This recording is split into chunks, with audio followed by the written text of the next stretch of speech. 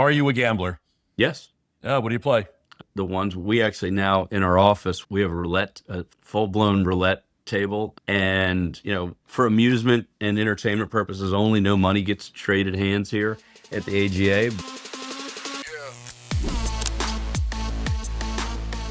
The Business of Betting podcast is presented by Optimove, the #1 CRM marketing solution for the iGaming industry. 4 out of the top 5 U.S. operators personalize player experiences with Optimove, the #1 CRM marketing solution for the iGaming industry. Learn more about Optimove by requesting a demo at optimove.com/businessofbetting. And if you like what you see, you will get your first month free.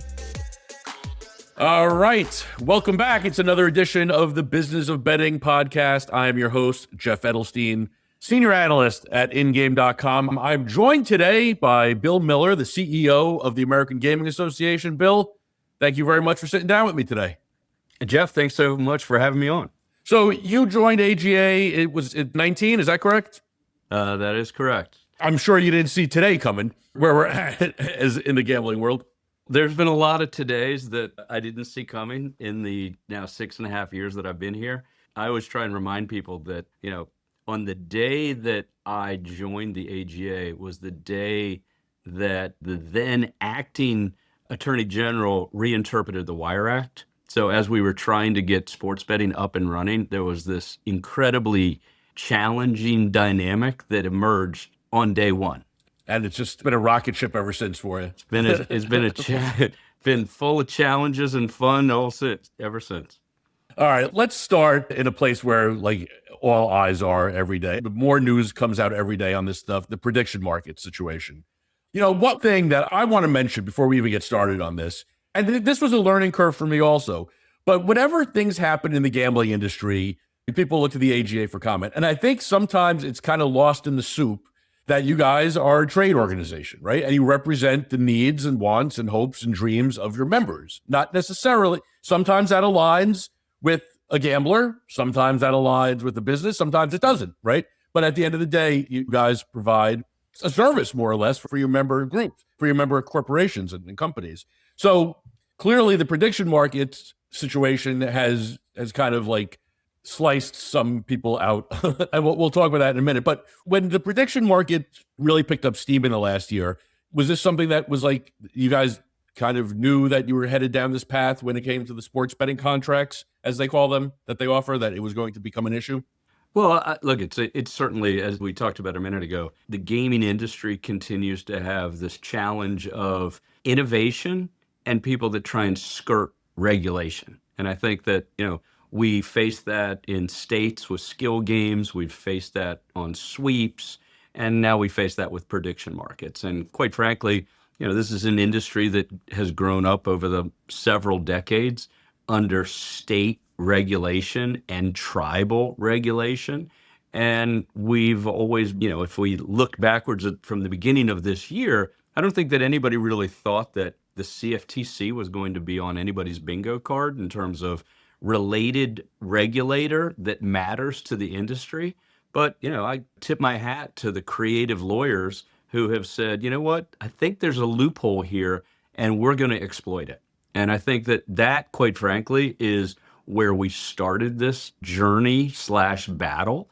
It started just after Christmas this past year when some of those folks that are in the prediction markets began to offer sports bets under the guise of finding truth or discerning something that's related to commodities. And so, I think that you articulated kind of what a trade association is. And I take that trust of being the CEO of the American Gaming Association very seriously.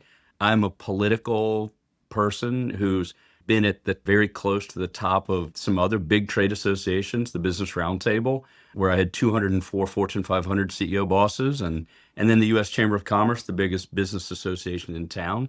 And so I always think, what our job is as the leaders of any association is to try and find common ground, but the common ground can't be the lowest common denominator, because when you get to the lowest common denominator, ultimately you generally are going to find that someone has some objection to someone else's point of view, and then it becomes an association that doesn't have any merit, or it's not worth being a part of. And when it's not worth being a part of, the people that are the individual companies or the tribes, which we have both, don't find value in it. And then therefore the value of the association is diminished. We're talking around, DraftKings, FanDuel, and Fanatics here. Can you give us a little insight as to like the discussions that went on before they decided to leave or before you asked them to leave, or anything, was there like a 12th hour, 24th hour last ditch effort to try to find common ground with them? Or I mean, look, obviously things that happen in a board meeting are confidential, but I think it ultimately, it's pretty clear that the position that the organization had taken and has taken pretty firmly has been, we believe in the state and tribal regulated as primacy as it relates to regulation and statutory authority. And that we do not believe that, prediction markets are anything other than betting markets under the guise of a independent agency at the federal level that has never intentionally regulated gambling. And so when our members, some of which made the decisions to go into this business, it became pretty clear that that was not aligned with the general mission of the organization. The sports betting, sports trading contracts, whatever we want to call them, if they weren't offering those, would you guys have a position on the prediction markets? If they had stuck with, presidential elections and Oscar nominations, would that be something like, where would you guys be sitting, do you think? I think it would certainly be a different dynamic. I think that there's an element of this that from a states' rights perspective and, for regulators that make the determinations on what bets are appropriate, that would still be probably an issue for them to make determinations on. At the state level, that there are multiple decision makers in the regulatory space that make determinations on what bets are okay and what aren't, right? We have some states that, ban college sports bets, some that ban sports bets on teams within the particular jurisdiction, some on prop bets. So there are lots of different things. And so I would probably say that from an organizational perspective, if the prediction market folks stayed in the curiosity lane, it probably wouldn't have been our issue. And I don't think that it would have been as directly offensive to the 8,000 regulators that, regulate state and tribal gaming. You guys are obviously, you represent a lot of different companies. In the last few days, there's been other trade groups in the gambling industry that have been making a little bit of noise. The Sports Betting Alliance announced Joe Maloney is going to lead them now. He was obviously with you up until a few days ago. And then this morning, as we're taping this, the Coalition for Prediction Markets decided to introduce themselves to the world.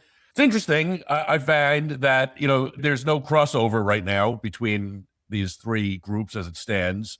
Is there a world, after it's all kind of legislated/litigated, where the AGA might welcome back a DraftKings, might welcome back Fanatics, might actually sit down with Kalshi Polymarket even and say, maybe we could all, get together on this? I think, number one, I have great admiration, affection for the folks, FanDuel, DraftKings, Fanatics, all, have very good and strong personal relationships with them.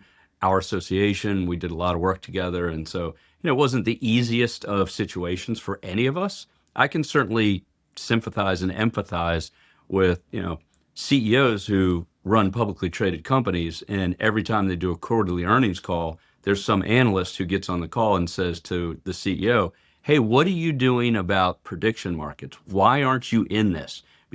And anytime the prediction markets would make some news, their stock price would suffer from it. And so look, when you put yourself in different people's shoes, you certainly can understand and appreciate the situation that they find themselves in.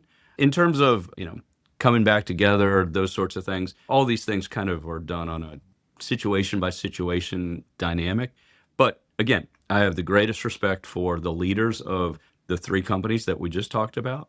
And they're all legal and regulated, licensed sports books. And that's not the case for Kalshi, Polymarket, and others. And so, part of the AGA charter is, in order to be a member of the AGA, you have to be a licensed, regulated entity. And so I think that, again, the industry has been built upon iterations of innovation, and I appreciate that as much as anybody.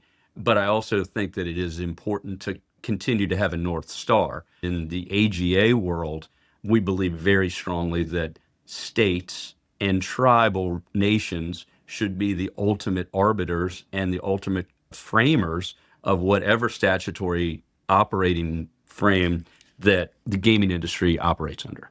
The companies that you talked about that were part of us, I think that that's a dynamic that we could address at some point. But today, we have to do what we have to do, and they have to do what they have to do.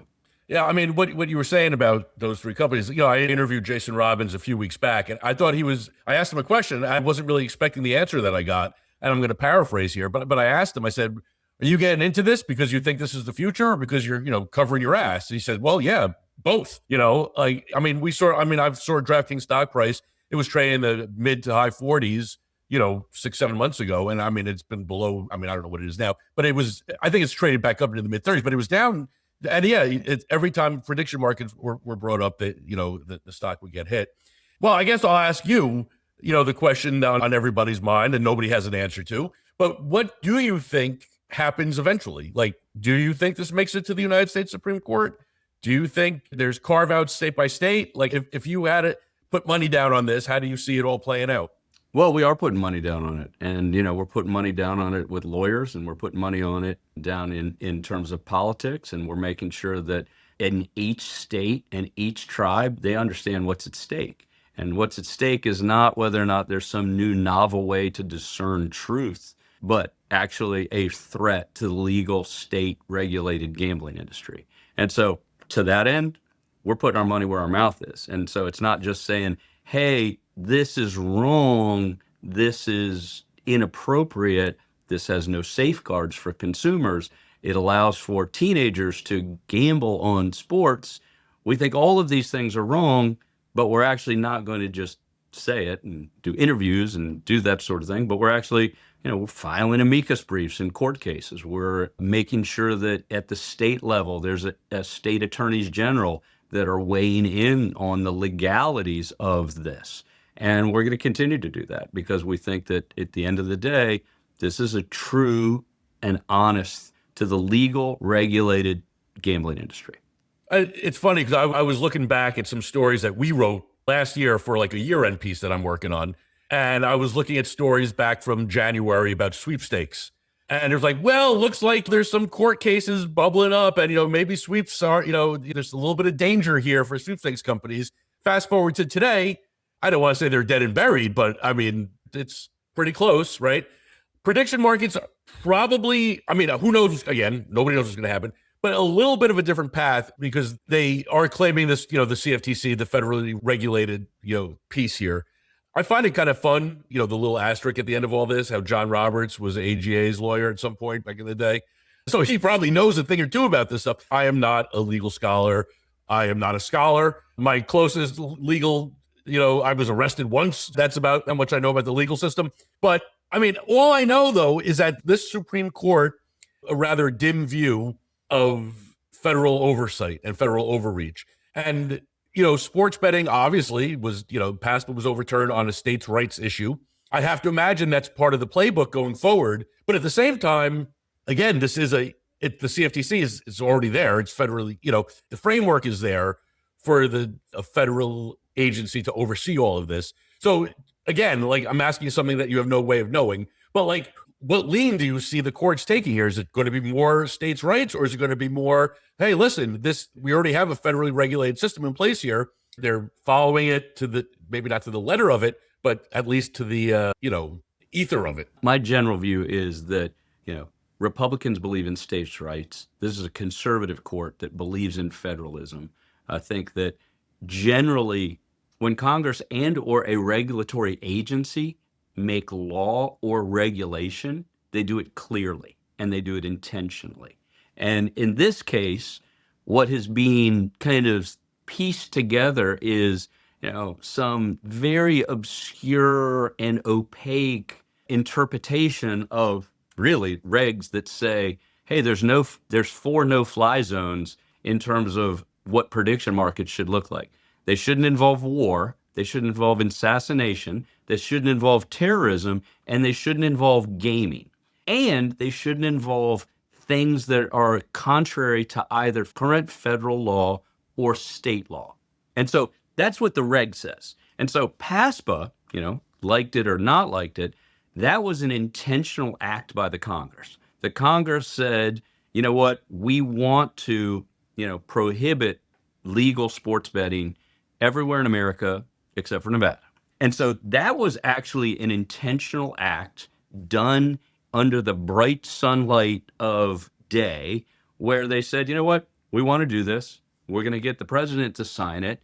And it was the law of the land up until Governor Christie took it to court and said, this doesn't make any sense. I'm a former U.S. attorney, but I'm the governor of the state of New Jersey today. How on earth can a federal statute only give a monopoly for legal sports betting to one state? It doesn't make any sense. And so in that case, the Congress actually intentionally wrote a bill that did that. In this case, whatever is being kind of stitched together to create this federal authority, not only is it contravene state law, many of which have laws on the books either saying we don't have sports betting or we don't have gambling, see Utah, and we don't want gambling. To that end, it's very difficult to kind of ascertain what, when, where, and how this thing all nets out.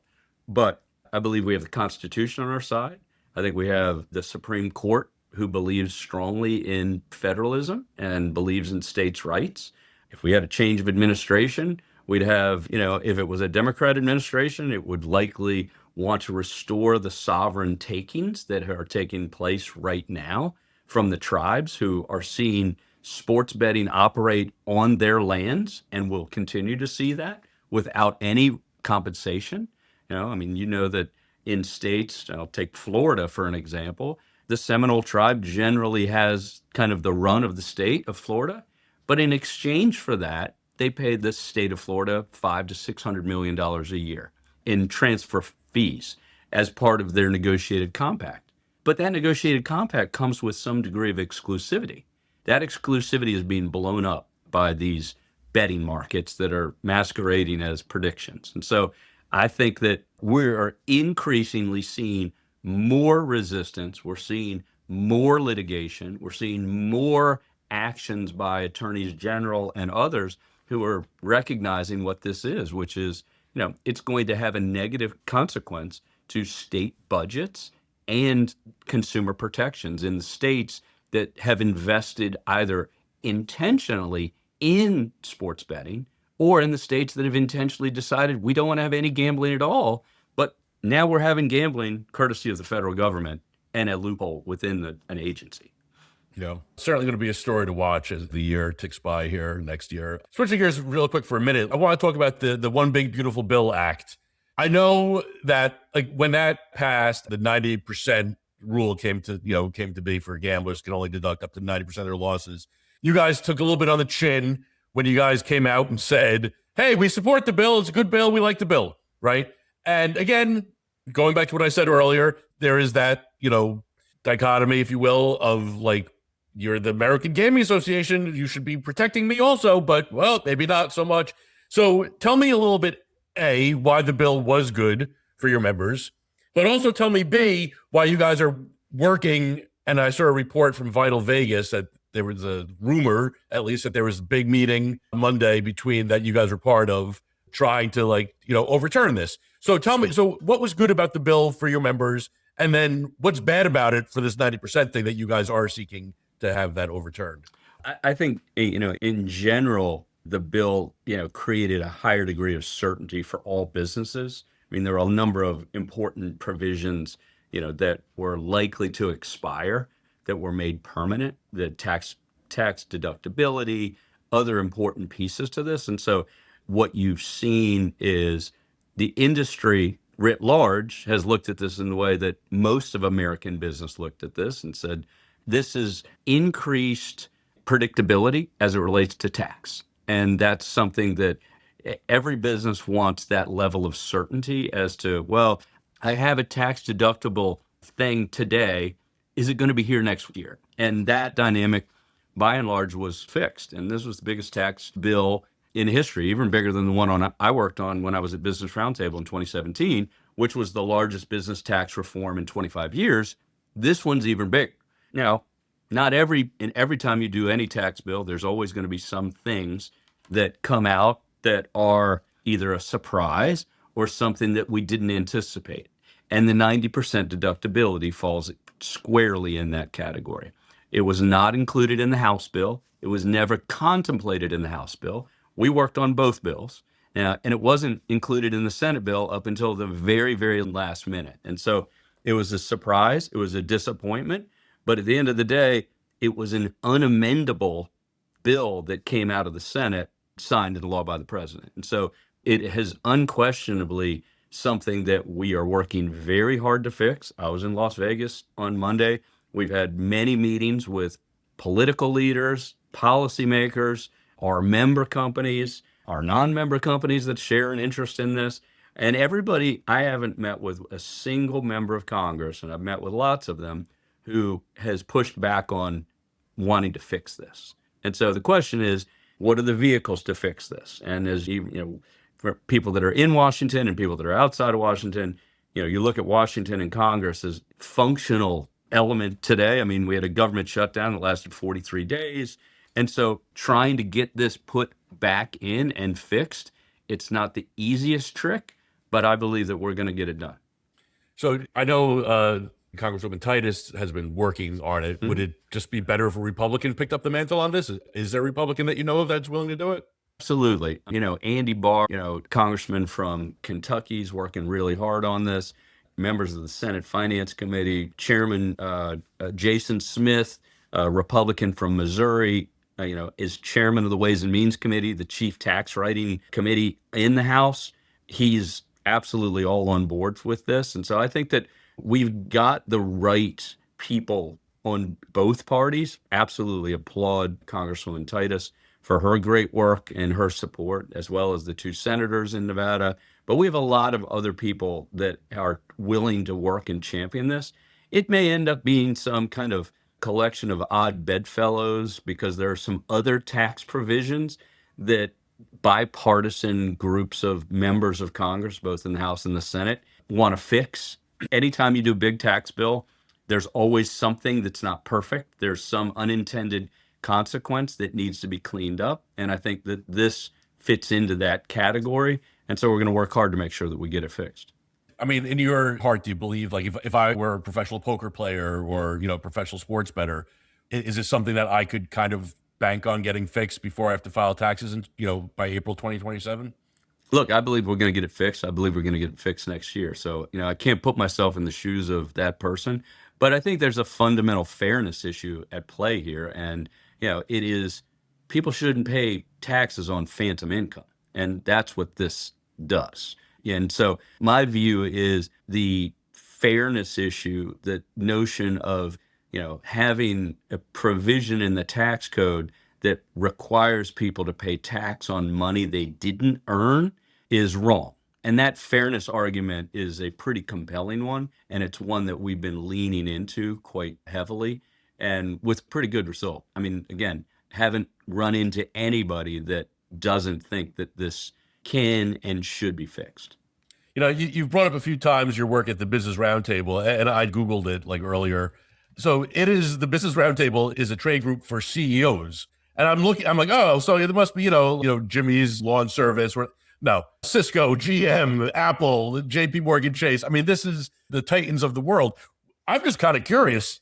It's one thing, and I'm sure, you have your ups and downs working your job now. But my God, when you have the most powerful people in the kind of the universe, like, paying you at the end of the day, what kind of pressures and job was that like? How does it compare to doing what you're doing now? It was, I was there for 5 years. And again, you put your finger on it. It was working for the individuals. Like, so, when I worked for the U.S. Chamber of Commerce for a long time, and you worked for the companies. And so you did a lot of work with the heads of DC office, the chief lobbyist for company XYZ. But when you were at the BRT, my chairman, my ultimate boss, My last boss before I left was Jamie Dimon from JP Morgan. And I had Doug McMillon, CEO of Walmart, like Ken Chenault from American Express. It was literally titans of industry and who really believed that and thought that their job was to kind of perform this role of board of directors of the U.S. And it was sometimes it was challenging because, we mentioned a few minutes ago about the tax bill. In the 2017 tax bill, everybody had a different position. You mentioned Cisco. The former CEO of Cisco was a guy named John Chambers. And John Chambers was a longtime CEO there. And he said, and my job was ultimately to try and find the choke point for all 204 CEOs. And, I'd work with their head of corporate tax, their chief lobbyist, the CEO themselves, and kind of go, all right, well, what are the things that you care about most? And some guys would care about lowering the corporate tax rate from 35% down to 25, and we ultimately got 21. Or John Chambers, all he cared about was Cisco. They'd paid taxes overseas on earnings that Cisco had, sales that they'd made. And the U.S. was the only country in the world that taxed the money when it came back into the U.S. And so that repatriation of monies that were sitting overseas because they didn't want to pay the double taxation, that was thing one for them. And so it was certainly very, very complicated, but it was also very, very fulfilling. And ironically, it's how, kind of I got here. I had known Sheldon Adelson quite well from my time at the U.S. Chamber of Commerce. And then when I was at Business Roundtable, Jim Murren, who was the then CEO of MGM, was a BRT CEO. Gary Loveman, the CEO of Caesars, was a BRT CEO. And so I got to know these guys. And when this job opened up, there were conversations that were had of, hey, I know you probably love this job at BRT, but would you consider this opening because we have an opening as a CEO? And I said, look, I love the industry. I love the challenges. At that point in time, when this job came open was the fall of 18, I think. And so for me, it was sports betting. The Supreme Court had just ruled in May. None of these legislative sessions had started. The idea of trying to be part of how to make this work and how to stand this up was something that was quite appealing. And so that's kind of how I made that transition. And part of it was some of the relationships that I built when I was at BRT. And then honestly, some of those relationships continue to be a benefit because when we think about the digital transactions or making, not cashless casinos, but how can we make the process of, moving money to chips back to money, there were some levels of hesitation among some of the network providers like the Visas and MasterCards. Well, I knew, Ajay Banga, the CEO of MasterCard, quite well. And I knew Al Kelly, who was the then CEO of Visa, really well too. And so when I came over here, I said, all right, so what are our biggest challenges? Well, it's the network guys. I was like, okay, well, let's get these guys on the phone and then they'll hand us off to their digital teams and we'll figure that out. And then we went to the next level, which was, well, the network guys think, they think there's a lot of fraud and there are a lot of chargebacks in the gambling space. And so I said to my team, well, we have to go and get some empirical data that just debunks that. And we were able to do that. And then ultimately, it's the issuing banks that were the next set of problems. But I knew Jamie pretty well because he was my chairman. Brian Moynihan from Bank of America, he was on my executive committee. And so I said, all right, so what are the issuing banks that are our biggest problems? They're like, okay, well, this one, this one, this one. I said, okay, well, let's go in there because I know them and I know their teams. And so I think it was something that was quite helpful in the early days when I really didn't know too much about the gaming industry, but I could understand what the challenges that people were telling me, and I could connect the right people to the right issues. A few things you mentioned there I just want to touch on real quick. Jamie Dimon. So I don't know when the last time you talked to him was, but I'll ask, is he running for president in 28? Is he putting his hat in the ring? What do you think? I don't think so. All right. That's a no there. So I won't be putting any money on him on Kalshi. Number two, you mentioned Sheldon Adelson, Texas. Any hopes for Texas for anything in the future, or do we have to wait for Dan Patrick to decide to retire? I think that there is a sustained commitment by the industry to open up the state of Texas. And I think that exists both on the sports side as well as the integrated resort side. And so, look, I think it's going to happen. But, the Berlin Wall, any of these, any analogies you want to make, you can talk about, one step at a time. It's, like Texas is a somewhat challenging dynamic for a lot of different reasons. Some of the leaders that are in place that have been kind of problematic, that's one big problem. The general strong health of the Texas economy, some people's willingness or unwillingness to kind of work to find some peace and common ground between folks in the sports betting side as well as the integrated resort side. Those are all kind of the challenges. But ultimately, I think we're going to get there. It's going to be a sustained commitment.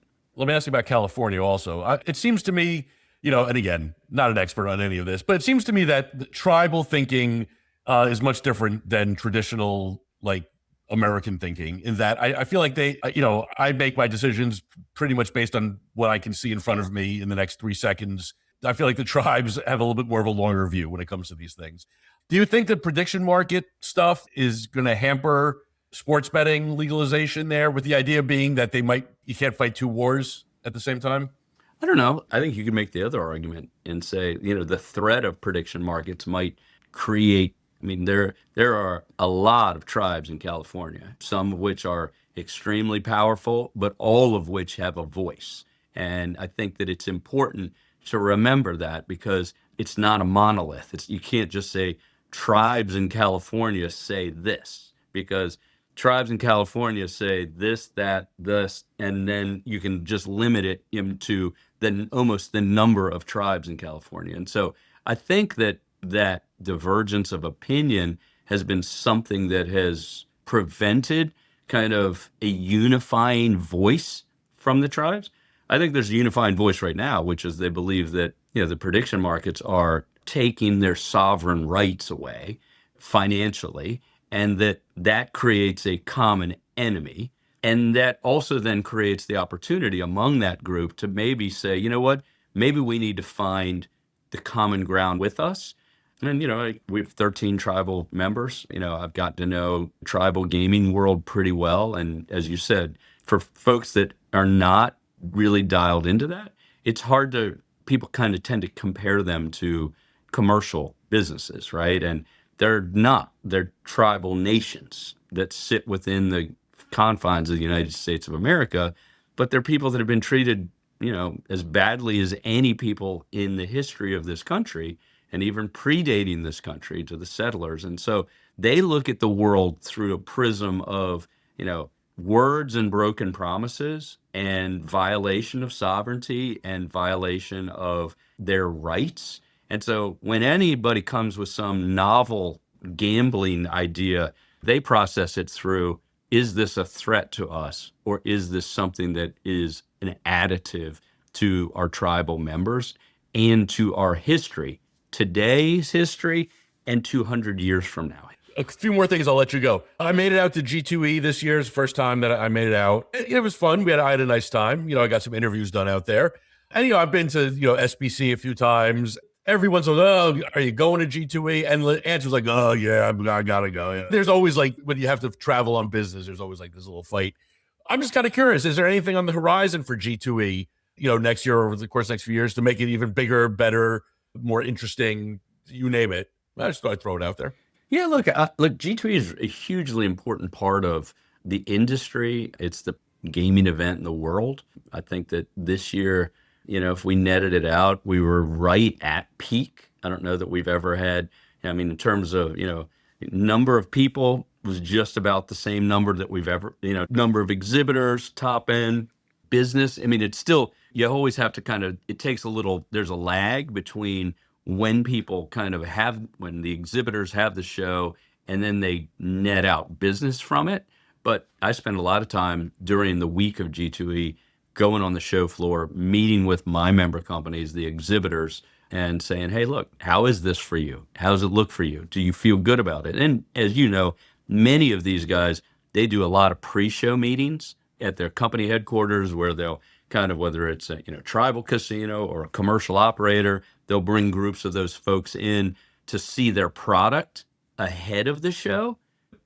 I always wondered this because I didn't really have much of a background in trade show, like almost none.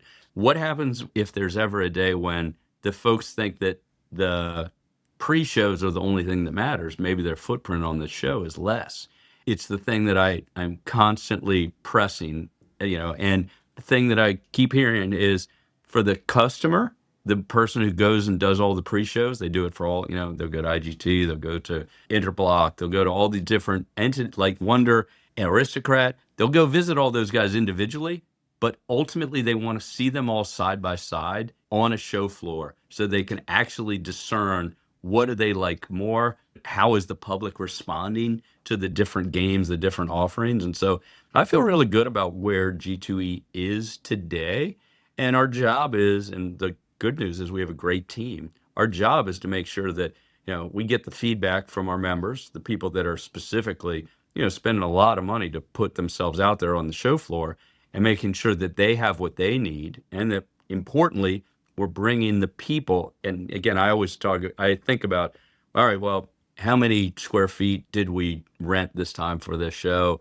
So how much the revenue for the show comes, and then how many people come through the gate at G2E? That matters, but it doesn't matter as much as who those people are. I mean, if you have people that are, there for middle-aged spring break, I don't really care about those people. Like what I care about is people that actually have purchasing authority that can go on the show floor and make deals. And ultimately, that's what G2E is about. And I feel that feedback we got from this last one's really good.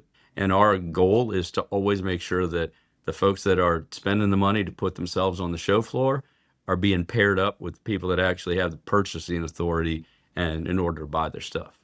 The middle-aged spring break is funny. My go-to line at G2E was I would approach a random stranger who looked similar enough to me and say, listen, I've told some guy to look for me on the floor. It's about 6 foot, grayish beard, brown hair, with glasses.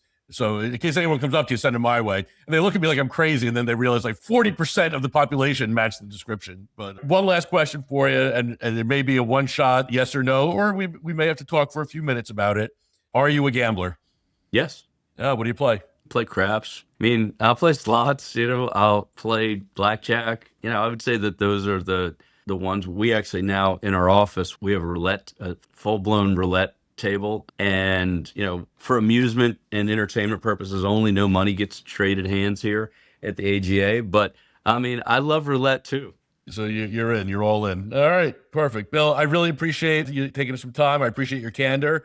And I have a feeling 2026 is not going to be a slow year for you. I think that's a very accurate statement. Thanks again, Bill. Have a great day. All right. Thanks, Jeff.